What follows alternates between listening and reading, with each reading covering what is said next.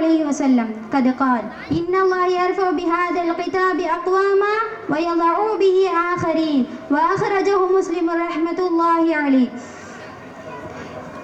إن من إجلال الله جل وعلا إكرام شيبة المسلم وحامل القرآن غير الغالي فيه ولا الجافي عنه. وما هو غالي فيه؟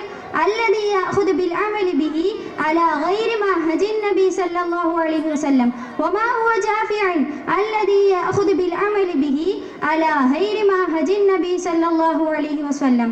وقال النبي صلى الله عليه وسلم إن القرآن والصيام يشفعان في العبد. يقول الصيام منعته الشهوة والطعام والشراب بالنهار فيشفع.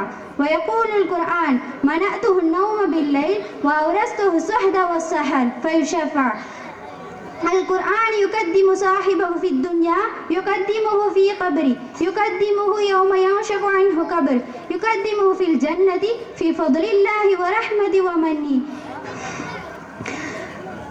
وأما في الجنة فحديث رسول الله صلى الله عليه وسلم يقال لصاحب القرآن في الجنة يوم القيامة اقرأ وارتقي ورتل كما كنت ترتل في الدنيا فإن منزلتك عند آخر آية تقرأها.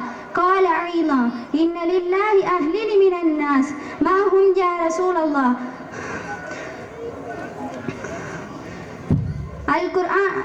القرآن يقدم صاحبه في الدنيا وخاصته. عباد الله أهل القرآن تمسك بالقرآن الكريم هو نور يهدي القلوب. تمسك بالقرآن الكريم هو ينير البصائر والعقول. تمسك بالقرآن الكريم هو يمحو الجهالة والبدعة بفضل الله ورحمة ومنه. قد حفلت طالبتان في مدرسة ابن مسعود رضي الله عنه هما الحافلة زينب بن سليم والحافلة علمة السعدية بن خلوة سعيد عبد القادر.